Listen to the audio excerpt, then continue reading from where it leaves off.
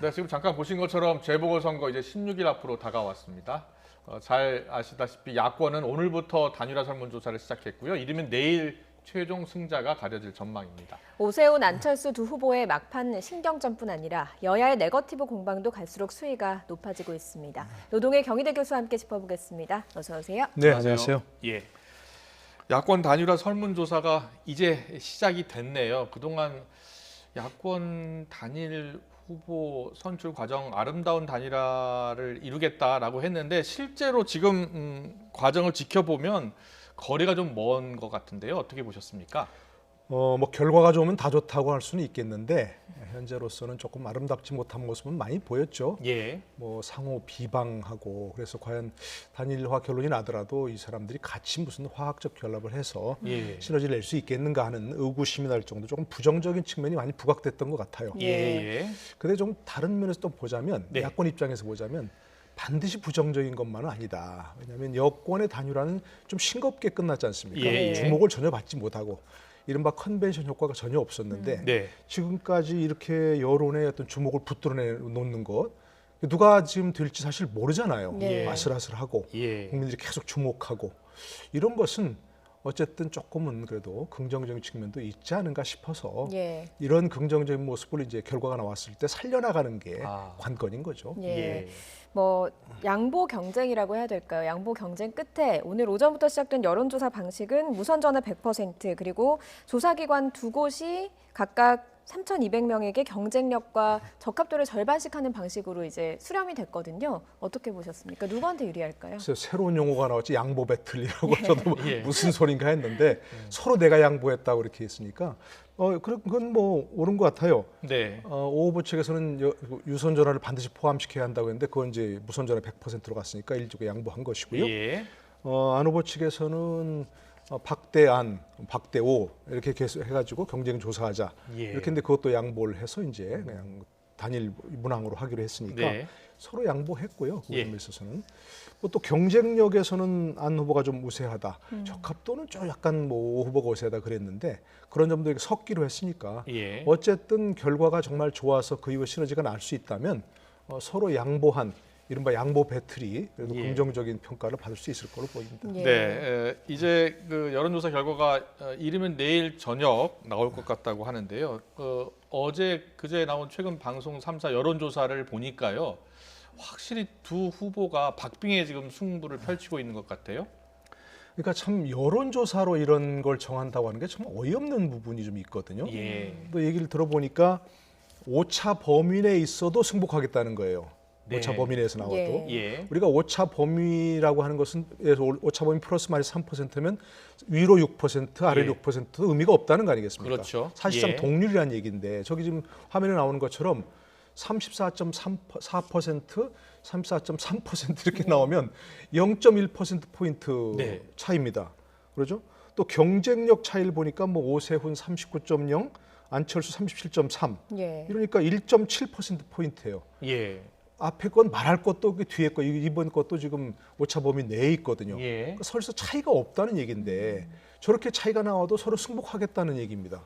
이게 사실 말이 안 되는 얘기입니다. 예. 여기서 과학적으로도 그렇고 어쨌든 네네. 저렇게 하려면 뭐하러 좀 선거를 하겠습니까? 이렇게 하면 예. 그러니까 의미가 없는 얘기인데 네.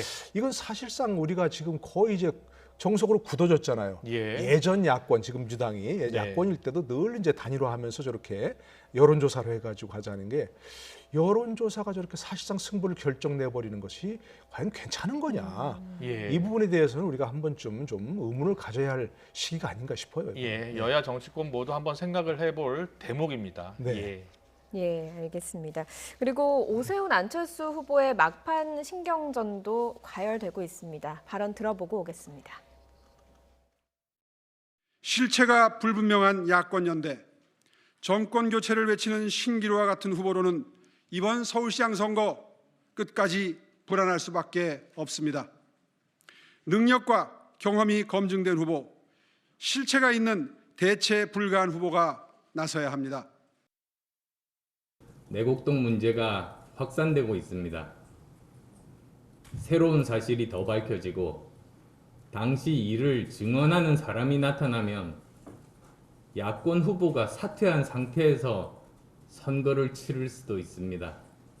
무결점 후보 안철수가 서울을 서울 시민의 손에, 대한민국 국민의 품으로 반드시 돌려드리겠습니다.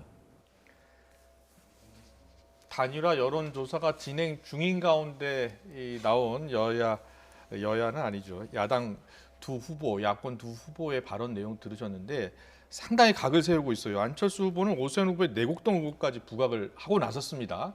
그래서 일각에서는 이거 제살깎기 하는 거 아니냐 이런 지적도 있는데요. 당연하죠. 본인이 승리해야 한다는 건 뭐 절실하다 하더라도 저렇게 하는 건 결국 야권 전체 표를 깎아먹는 거죠. 네. 우리가 지금 전직 대통령 두 분이 지금 다 교도소에 있지 않습니까? 그 연원이 어디 있었습니까? 2007년 당내 경선에서 나온 얘기입니다. 다. 예. 최서원 씨 얘기 또 뭐 그다음에 그렇군요. 무슨 뭐 예. BBK 얘기 뭐 다 그 예. 당시 나와서 사실은 그 당시 조금만 관심 있는 수사기관에서 그 정보를 수집해 놨다면 수사할 것도 없이 다 그때 다 얘기가 나와 버린 겁니다. 예. 그리고 2012년 뭐 경선에서도 그런 얘기가 나왔었고 당내 경선에서 그러니까 결국은 승리하더라도 나중에 결과적으로 봤을 때 지금 상황에 돌아보면 예. 그 당시 그렇게 치열하게 경선했던 것이 제 발목을 잡는 족쇄를 스스로 만들어낸 거죠. 예. 당내에서. 그 지금 보수 세력이 좀 무너지는 예. 그런 결과가 나왔던 것이기 때문에 이제 뭐 내일이라도 빠르면 단일화 후보가 나온다는 거 아니겠습니까? 네네. 자꾸 저렇게 얘기하는 것은 누가 승리하더라도 결국 이상한 방향으로 갈 수도 있는 그런 자락을 까는 거기 때문에 예, 예. 좀 자제해야 되죠. 예, 네. 어쨌든 지금 저런 발언들이 나왔고 오늘 오세훈, 안철수 두 후보가 저녁에 회동을 할 예정이었는데 이 일정이 단일화 이후로 좀 미뤄졌거든요. 감정의 골이 좀 깊어진 건 아닌가 싶은데 단일화 이후에도 좀 이렇게 원팀이 되는 게 쉬울까요? 어떨까요? 그러니까 이제 뭐 서로 지금 당이 다르지 않습니까? 예.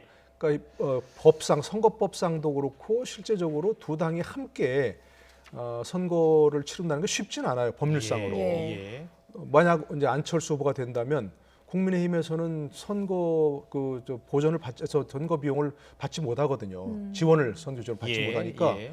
그 돈은 어쨌든 뭐 어떤 돈이라도 지원할 수 없는 상황입니다. 타당 후보기 때문에. 그러니까 실제 예. 법률적 장벽도 있는 데다가 또 이제 만약 오세훈 후보로 단일화 된다 하더라도 예. 지금 안철수 후보가 저렇게 얘기하지 않습니까? 예. 그런데 흔쾌히 이 사람을 시장으로 뽑아주세요라고 어떻게 얘기하겠습니까? 이렇게 이 비난을 해놓고서. 예. 그러니까 사학적 결합이 쉽지 않고 신원인에게도 쉽지 않은 예. 그런 상황이 됐다고 좀 생각합니다. 예. 그렇군요. 네. 근데 이 야권 후보들이 이렇게 신경전 계속 각을 세우고 있는 이유 중에 하나는 최근 여론조사를 보면 어느 후보가 되든 민주당의 박영선 후보를 앞서는 그런 결과가 나오고 있거든요. 그래서 더 지금 치열하게 싸우고 있는 것 같은데 방송 3사 여론조사에서 보면은 지난번 다른 여론조사보다 그 격차가 더 벌어진 것 같거든요. 여론조사는 여론조사일 뿐. 예. 네, 무시해서도 안 되지만 과신해서도 안 된다. 예. 분명합니다. 그거는. 아까 말씀드렸는데 여론조사 다 하려면 뭐하러 선거하겠습니까? 예. 저대로 나온다면. 예. 그래서 그렇지 않게 너무 많았고요. 예. 참고 지표로 해야죠. 누가 지금 점점 상승세 있고 어떤 면에서 조금 우리가 부족한가, 우리가 좀 좋은가 이런 것들을 좀 참고 지표로 해야 되지만 예. 여론조사가 당선을 확실하게 하는 것은 아니다 하는 예. 것이고요. 특히 지금 이제 야권과 여권을 대비해 보면 너무 기울어진 운동장이잖아요. 네. 서울 지역 49석 국회의원 중에 41석이 지금 여당이고, 그렇죠? 25곳 지자체장, 구청장 중에 24곳이 지금 여당입니다. 예. 그럼 말할 것도 없는 거죠. 더구나 이건 보궐선거이기 때문에 4월 7일 수요일 날 치러지는데 휴일이 아닙니다. 예. 아시지만. 예. 그러니까 일반 총선거와는 다른 거죠. 동시선거와 다른 것이기 때문에 예. 조직력이 우세한 사람들이 이길 수밖에 없는 것이고 네. 저렇게 되면 이제 여권 지지층에서는 위기감을 가질 수 있기 때문에 오히려 더 많이 나갈 수 있는 거죠. 아. 야권 지지층에서는 내가 안 나가도 되겠구나. 저렇게 예. 차이가 나니까 예. 이럴 수도 있는 것이고. 그러니까 여론조사의 효과가 여러 양면의 칼이라는 거죠. 예. 그렇기 때문에 여론조사에 저렇게 된다고 해서 단일 후보만 되면 되겠다. 이건 아니고요. 예. 단일화라는 것은 그야말로 승리의 어떤 필요 조건일 뿐이지 충분 조건은 아니다는 걸 분명히 알아야 할 필요가 있죠. 예. 네, 네. 그런데 이제 내일 되면 뭐 단일 후보가 결정이 되겠습니다만 민주당은 뭐 안철수 후보보다는 오세훈 후보에 좀 화력에 집중하는 모습이거든요. 왜 그런지도 궁금합니다. 글쎄요, 일단은 뭐 또 보자면 오세훈 후보가 내곡동 땅 문제 그게 지금 드러났지 않습니까? 예. 그렇기 때문에 당장 집중해서 공격할 거리가 생겼고 예. 특히 또 한 가지는 이제 오세훈 후보가 저도 이제 토론을 봤습니다만 저렇게 좀 해명이 조금 매끄럽지 않은 부분이 있었죠. 예. 기억에 착오가 있었다 하지만 저거를 그 택지직으로 지정한 게 노무현 정부 때였다 했는데 이제 이명박 정부 때였던 게 사실이고요. 예. 뭐 그런 것 때문에 조금 문제가 있는 것으로 보여지고 저는 오세훈 후보가 그때 좀 굉장히 결정적인 실수를 했다고 생각하는 게 네. 그게 만약 사실이라면 후보 사퇴하겠다 이렇게 얘기했으면 모르는데 네. 양심선언을 한 사람이 나오면 사퇴하겠다고 얘기했어요. 만약 양심선언 한 사람이 나와버리면 어떡하겠습니까? 예. 그죠? 그게 사실이냐 공방을 떠나서 양심선언 한 사람이 나왔지 않느냐 예. 사퇴하라 이렇게 공격할 거리를 준 것이거든요. 예. 그러니까 오세훈 후보가 상당히 여권 입장에서 보자면 쉬운 타겟이 됐다고 생각이 들고요. 예. 안철수 후보는 당장은 그런 드러나는 비리, 여권에서 어떤 그 공격할 만한 거리 이런 건 지금 드러난 게 사실은 아직은 없거든요. 예. 그렇기 때문에 만약 이제 뭐 안철수 후보로 단일화 후보가 된다면 단일이 된다면 여권에서는 또 별도의 어떤 뭐 공격할 거리를 찾겠지만 현재로서는 오세훈 후보가 타겟이 되기 쉬운 상황이 되어버렸다는 예. 거죠. 그래서 그렇군요. 알겠습니다. 말씀하신 것처럼 민주당 같은 경우에는 오세훈 후보의 내곡동 땅 의혹 계속 문제를 제기하고 있고요. 국민의힘은 박영선 후보의 일본 아파트 문제에 연일 부각시키고 있습니다. 관련 발언 듣고 오겠습니다. 내곡동 땅 투기 의혹에 대한 오세훈 후보의 거짓 변명과는 다른 진실들이 속속 드러나고 있습니다. 2007년 당시 오세훈 서울시장이 내곡지구 현장을 시찰한 사실이 밝혀졌습니다. 그런데 오세훈 후보는 내곡지구 개발이 국장 정결 사항이라 몰랐다고 합니다. 시장이 직접 현장 실차까지 하고도 몰랐다고 발뺌하는 것은 그야말로 손바닥으로 하늘을 가리는 격입니다. 박 후보에 따르면 남편이 이명박 정권에 의해 일본으로 쫓겨나서 어쩔 수 없이 매입했다고 하는데 그렇다면 살기 좋은 문재인 정권이 들어섰는데 지난 4년 동안 왜 안 판 것입니까? 그런데 박 후보는 올해 2월 서울시장 출마를 앞두고 뒤늦게 이 아파트를 팔았다고 합니다. 이 또한 위선의 지존다운 모습입니다. 아파트가 매각됐으니 그동안 일본 정부에 바쳐온 세금 액수를 정확히 밝혀주시기 바랍니다. 지금 들으신 것처럼 민주당이 오 후보의 내곡동 의혹을 계속 제기하자 국민의힘이 박 후보의 일본 아파트를 문제 삼고 있는데 박 후보가 2월에 이 아파트를 처분했다고 합니다. 그런데 이제 시점상 서울시장 출마를 결심한 직후다 보니까 야당에서는 출마용 아니냐 이런 지적이 나오고 있어요. 근데 뭐 출마용이라도 처분했다면 그거는 뭐 결과적으로 받아들여져야 할 부분이 있는 거죠. 예. 그러니까 MB 정권 때 남편이 이제 그 변호사인데 그 변호사 사무실까지 수색하면서 예. 검찰 이른바 좀 박해를 받았다고 해서 일본으로 이제 갔다는 뭐 그런 경위는 홍준표 의원도 이제 인정하는 거니까 예. 그래서 아파트를 뭐 거주용으로 샀다 이건 뭐 인정할 수 있는 거죠. 예. 그런데 지금 야당에서 얘기하는 것처럼 왜 그러면 이미 귀국했습니다 남편은 귀국해서 예. 국내에 있고요. 아. 그런데 그걸 뭐 처분했어야 되는데 안 처분했다. 이거는 조금 이제 문제 삼을 수 있는데 네. 재산 신고한 걸 보니까 그 아파트가 포함이 돼 있더라고요. 예. 그래서 왜 그랬지 싶었는데 지난해 12월 기준으로 예. 재산 신고서는 작성하게 돼 있으니까 그렇군요. 그 예. 당시엔 소유하게 돼 있었는데 지금 2월에 처분했다니까 뭐 그거는 결과적으로 뭐 처분했다는 건 받아들여야 할 부분이 있는 거죠. 예, 알겠습니다. 그리고 박영선 후보가 모든 서울 시민에게 재난 지로 위로금이라고 하죠. 10만 원 지급 공약을 내세웠습니다. 그런데 일부 시민단체가 이게 공직선거법 위반이다라고 하면서 고발을 했거든요. 위반입니까? 어떻습니까? 위반으로 볼 소진이 있어 보입니다. 네. 왜냐하면 10만 원으로서 이제 재난지원금이라고 위로금이라고 하지만 선거법을 보니까요. 네. 선거법 112조에 기부행위가 이렇게 되어 있습니다. 우린 기부행위 그러면 돈을 주는 행위라만 생각하는데 돈을 줄 것을 약속하는 행위도 기부행위에 포함됩니다. 112조 정의 보면. 예. 그리고 113조에 보면 선거에 나선 후보자는 그런 기부행위를 할 수 없고요. 그러니까 약속한 건 기부행위로 볼 수 있습니다. 그런데 또 선거법을 보면 복잡한데 예. 기부행위를 예외로 볼 수 있는 아. 행위가 있는데 예. 직무행위, 직무에 따른 행위. 있습니다. 서울시장 후보로서 서울시장이 되면 공약을 이렇게 하겠다는 그러니까 이렇게 정책을 쓰겠다는 공약이니까 예. 일종의 이제 직무행위 일종으로 볼 수도 있는 부분이 네. 있고요. 저걸 이제 기부행위로 봐서 이제 선거법상 금지한 행위로 본다면 지난번에 총선 때 기억이 나지만 이인영 의원이 고민정 후보를 그 지원 유세가 가지고 고민정 후보가 당선되면 전 국민 재난지원금 지급하겠습니다 했습니다. 그것도 사실 저런 기부행위가 되는 겁니다. 예. 약속한 거니까. 예. 근데 그건 문제 삼지 않았죠. 그리고 이제 여당에서 얘기하는 것처럼 박근혜 후보도 후보 시절에 대통령 되기 전에 노령연금 월 20만 원씩 지급하겠습니다. 할 때 그러면 노령연금에 해당되는 사람들을 또 그러면에게 기부행위냐? 이것도 논란이 있을 수 있는 예. 부분이거든요. 그래서 이제 그 기부행위의 취지는 본인의 돈으로 예. 후원자를 매수하기 위해서 본인의 돈을 하는 거니까 이렇게 본인의 돈을 주겠다는 문제가 되지만 예. 그게 아니고 이제 후보로서 시장 후보로서 시장이 됐을 때 이런 정책을 쓰겠다 하는 것은 기부행위의 예외로 볼 수도 있다 그렇게 생각합니다. 예, 알겠습니다. 알겠습니다. 박영선 후보는 최근에 연일 민생 행보 나서고 있습니다. 박 후보의 오늘 또 발언 듣고 오겠습니다. 코로나 이후 시대는 돌봄을 책임지는 서울시장을 요구하고 있습니다. 여성시장 시대를 재촉하고 있습니다. 학부모들이 유치원 급식비를 개별 부담하고 유치원이 임의로 급식비를 책정하고 있어서 급식의 질적 차이와 영양 불균형 문제도 발생하고 있습니다. 서울시가 나서서 유치원 무상급식을 추진해야 할 때입니다.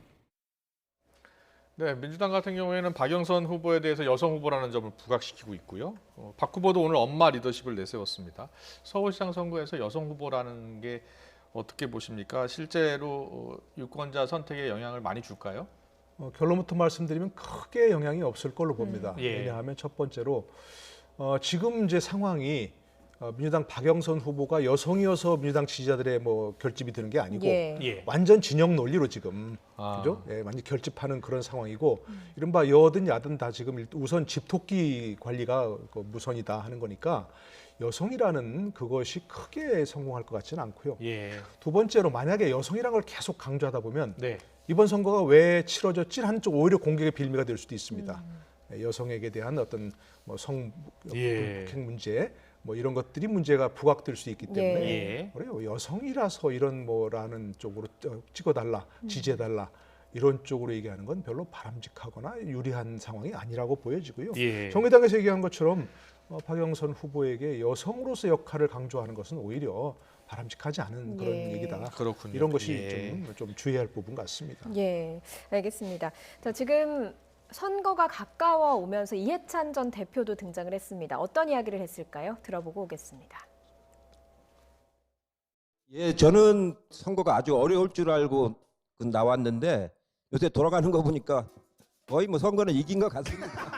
터진 사건이기 때문에 그 뭐 받아들일 수밖에 없습니다. 무한 책임은 또 우리가 져야 되는 일이기 때문에 그건 받아들이면서 선거를 치러 나가야 되고요. 그러나 그 오세훈 후보가 될지 안 될지 모르겠지만 그건 자기가 한 일이잖아요. 그건 차원이 다른 겁니다. 자기가 자기 이익을 챙긴 거고 이거는 우리가 관리를 잘못한 일이잖아요. 이것 때문에 위축되거나 그럴 필요는 없다고 생각해요. 네, 이해찬 전 대표가 등장을 했습니다.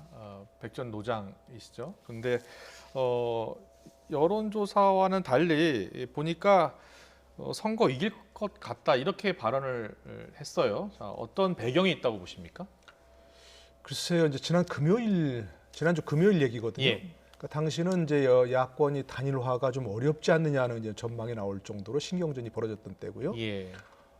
그리고 좀 아마도 제가 생각하기에는 지금 지지층 투표를 좀 독려하려는 거 아닌가. 예, 너무 위축되지 말자. 예. 이렇게 얘기하려는 것 같은데 네.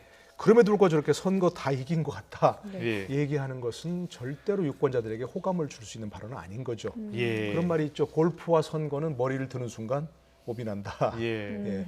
첫째도 겸손, 둘째도 겸손. 예. 예, 이렇게 해야 되는데 저 말을 들어보면 뭐 우리가 뭘 잘못한 게 있냐 이 식의 이런 그 뉘앙스가 있기 때문에 네. 그런 것은 아무리 뭐 투표 독려하려는 그런 지지층을 결집하려는 그런 의도로 읽혀진다 하더라도 국민들에게 유권자들에게 전해지는 그런 어떤 메시지는 절대로 그렇게 들리지 않으니까 예. 조금 더 겸손한 자세가 필요하지 않을까 싶어요. 예, 알겠습니다.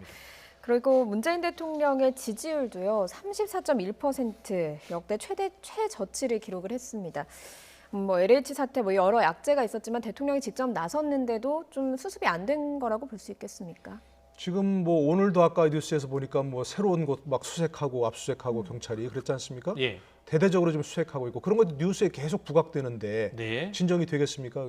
LH 사태나 이런 부동산 문제는 계속 예. 지금 부각이 되고 있기 때문에 예. 그런 것들이 가장 큰 영향을 미친 것 같고요. 예. 지금 또 한 가지는 이제 세금이 문제가 되고 있죠. 세금 거기서 받고 세금 마냥 내야 한다는 그런 상황이 되는데 재산세가 지난해에 비해서 엄청나게 오르고 종부세는 더더구나 지금 급격하게 오르고 세금 앞에는 장사가 없습니다. 예. 세금 장사가 없고요. 한때 그런 얘기가 있었죠. 그 16 사태가 왜 벌어졌냐 여러 가지 요인 중에 하나가 당시 무리해서 도입한 부가가치세 때문이라는 얘기도 있습니다. 사실은. 그렇기 때문에 세금 문제만은 굉장히 큰 정권의 악재가 될 수 있는 부분이고요. 또 이제 문재인 대통령 말씀하실 때도 사실은 전적으로 우리의 책임이다. 이 문제는 우리가 확실히 해결해야 된다. 이렇게 되는데 뭐 부동산 적폐, 전 정권 문제 이렇게까지 책임을 전가하는 듯한 그런 모습을 보인 것도 사실은 좀 부정적 평가 요인의 하나라고 생각합니다. 예. 예. 그리고 오늘 여론조사가 하나 더 나왔는데 윤석열 전 총장이 39.1% 뭐 최고치를 기록했다고 하는데 사퇴 후에 외부 활동을 전혀 안 하고 있잖아요. 그런데도 지지율은 상승하는 이유 어디에 있습니까? 뭐 활동을 안 하고 있다고 하는데 뭐 누구를 만났다는 등 이렇게 얘기가 조금 나오고 있죠. 예. 뭐 그것이 이제 기자들이 열심히 취재한 결과인지 뭐 본인 쪽에서 이렇게 윤석열 전 총장 측에서 조금 이제 뭐 이른바 언론 플레이한 그런 네. 건지는 잘 모르겠습니다만 예. 어쨌든 문재인 대통령의 지지율이 하락하는 것과 윤석열 전 총장의 지지율 상승은 이 상관관계에 있는 거죠. 네. 왜냐하면 윤석열 전 총장은 이 문재인 정부의 단기 필마로 맞선 듯한 예. 야당의 존재는 없어버리고 이 야권 전체를 대표하는 듯한 모습이 됐으니까 그런 것이 상관관계에 있다고 보여지고요.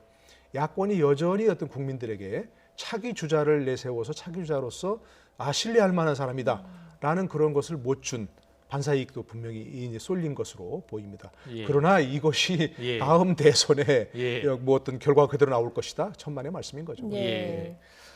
그래서 일각에서는 윤 전 총장의 이 지지율 상승이 그냥 반사 효과 정도다. 아직은 이렇게 보는데 거기에 동의하십니까? 네, 현재로서는 그렇다고 봅니다. 현재로서는 윤석열 전 총장이 대통령이 되면 이 나라 이 남마같이 얽힌 이런 문제들, 우선 부동산 문제, 예. 뭐 외교 문제, 청년 실업 문제, 경제 문제, 코로나 문제 이에 대해서 정말 무슨 어떤 제대로 된 해답을 줄 것인가? 그거는 사람들이 아직 생각하지 않은 거죠. 예. 예. 현 정부에 대한 반감, 현 정부에 대한 뭔가 좀 마땅치 않음 이런 것들이 보수, 중도 이런 층이 지금 윤석열 총장에게 그것이 쏠린 것이지 다음 대통령으로서 윤석열이 이 대한민국의 문제를 해결해 줄 사람이다라는 그런 평가는 아직 이른 거죠. 예. 알겠습니다. 알겠습니다. 네, 오늘 정치권 이슈 여기까지 듣겠습니다. 노동일 경희대 교수와 함께했습니다. 잘 들었습니다. 고맙습니다.